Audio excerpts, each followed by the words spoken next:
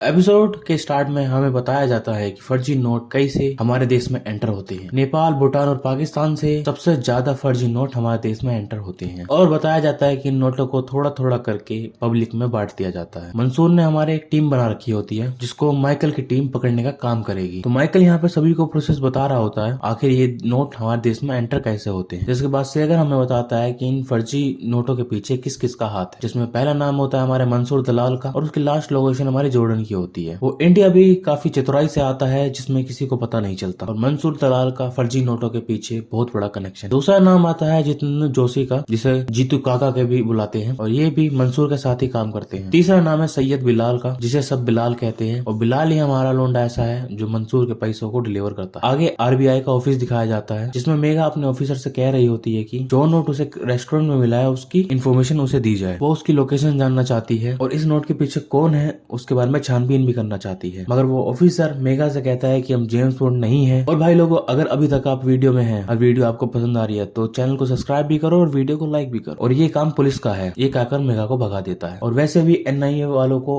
उन्होंने इस नोट के बारे में बता दिया है, वो लोग इस नोट के बारे में पता कर लेंगे। आगे एविडेंस रूम में हम माइकल को देखते हैं। उस एविडेंस रूम में वो 2000 के नोट रखे होते हैं जो इन्होंने काठमांडू से पकड़े होते हैं। और हमारे माइकल चाचा उन नोटों में से ढेर सारे नोट अपने साथ ले जाता है जांच के नाम पर और उनसे 2 आईफोन खरीदता है। एक आईफोन देता है अपने सहपाठी को और दूसरा आईफोन देता है अपने बेटे को बर्थडे गिफ्ट। जिसके अगले सीन में हम सन्नी और फिरोज को देखते हैं जो कि क्लब में आए हुए थे। दरअसल आज उनसे सूरत के एक एमपी डील करने वाले हैं और ये डील कोई छोटी मोटी डील नहीं होने वाली है, पूरे 20 करोड़ रुपए की डील होगी और ये पैसा 2 हफ्तों में चाहिए होगा। इसके लिए हमारे सन्नी और फिरोज दोनों हाँ भर देते हैं और इन 20 करोड़ को सन्नी और फिरोज को ही लेकर जाना होगा, एमएलए के लोग उसको लेने नहीं है। 2 हफ्ते में 2 करोड़ रुपए बनाना एक बहुत बड़ा हाल हुआ था। साथ ही इनके पास पेपर भी खत्म हो चुके हैं और ये बार बार फैक्ट्री जाके पेपर नहीं चुरा सकते। जिसके बाद हम माइकल को देखते हैं अपने बेटे को आईफोन देते हुए, वो भी उसने उन्हीं नकली नोटों से खरीदा था। और हमें पता चलता है कि हमारा माइकल अपनी पत्नी से बिल्कुल नहीं बनती है और बात अब यहाँ पे डिवोर्स तक की आ गई है। बस ये लोग जैसे तैसे करके समय काट रहे हैं। मेगा अपने ऑफिसर के पास जाती है और उन्हें बताती है कि वो माइकल की टीम में भर्ती हो चुकी है, इसलिए वो कुछ दिन की लीव लेगी। अगले सीन में हम देखते हैं चाचू और फिरोज एक बूढ़ा आदमी को एक दफ्तर में आए होते हैं जहाँ पे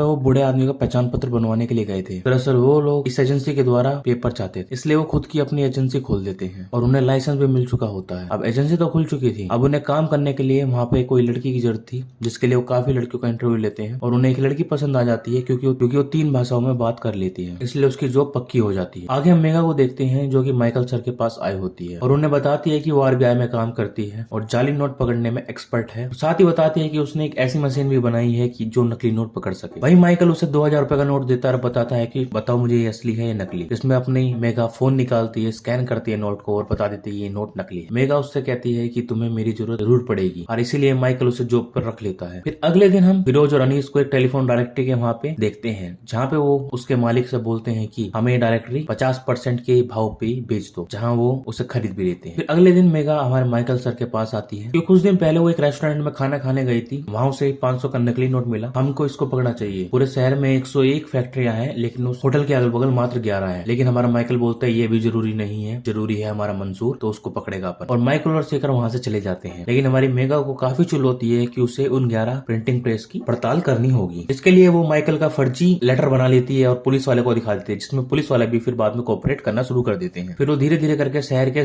सारे प्रिंटिंग प्रेस वालों पे छापा मारना शुरू कर देते हैं और रास्ते में उन्हें क्रांति पत्रिका भी मिलती है, इसलिए वो उस जगह पे जाने लगते हैं। और यहाँ हमारे दूसरी तरफ सन्नी और फिरोज बिना किसी टेंशन के नोट छापना शुरू कर देते हैं। लेकिन थोड़ी ही देर के बाद चाचू को मालूम पड़ता है कि पुलिस दरवाजे आगे खड़ी है, तो तुरंत ही सन्नी को बता देते हैं। और जब सन्नी को ये बात पता चलती है तो तुरंत ही खिड़की पर जाता है और उन लोगों को देखते हैं। उन लोगों को ऐसा लग रहा था कि फैक्ट्री को बंद देख के यहाँ से चले जाएंगे, लेकिन मामला तो कुछ और ही था। ये तो फैक्ट्री के अंदर घुसने को तैयार थे। मशीन भी आवाज कर रही थी लेकिन ये लोग मशीन को बंद नहीं कर सकते क्योंकि इन्होंने मशीन बंद की तो बहुत बड़े बंडल का नुकसान हो जाएगा। 15 मिनट में वो बंडल पूरी तरह से छपके तैयार हो जाएगा। तभी चाचू के पास उन पुलिस वालों का कॉल आता है तो चाचू उनका ध्यान बटाने के लिए बाहर चले जाते हैं। इस पे पुलिस वाले कहते हैं कि इस फैक्ट्री को खोल जल्द। तभी हमारे चाचू बोलते हैं कि मैं इसका मालिक नहीं हूँ तो मैं इसकी परमिशन नहीं दे सकता। लेकिन तभी मेगा नोटिस करते हैं कि अंदर मशीन चल रही है। अब इसे देखकर तो इनको अंदर जाना और भी ज्यादा जरूरी हो जाता है, इसलिए शटर को खुलवाया जाता है और वो लोग अंदर जाके चेक करना शुरू करते हैं। फैक्ट्री के अंदर ही फिरोज और सन्नी सारे नोटों वाले को पेपर को लेकर एक रूम में छिपे होते हैं। लेकिन मेगा यहाँ पर कुछ कटिंग के टुकड़े देखती है। साथ ही वहीं पे एक बॉक्स भी था जहाँ पे बेकार नोट पड़े हुए थे और मेगा उस नोट के धीरे धीरे पीछे जाना शुरू करती है। और साथ ही अब मेगा के पीछे भी सन्नी को देख पाते हैं, जिसके हाथ में एक स्पिनर होता है और वो बस मेगा को मारने ही वाला। तभी वहाँ पे मेगा के पास फोन आता है हमारे माइकल का और बोलता है कि तुमने मेरा परमिशन लेटर झूठी से कैसे बनाया। और वहीं पुलिस वाले को भी एएसपी का फोन आता है तो वो वहां से चले जाते हैं। जैसे वो लोग जाते हैं वैसे सन्नी, फिरोज और चाचू के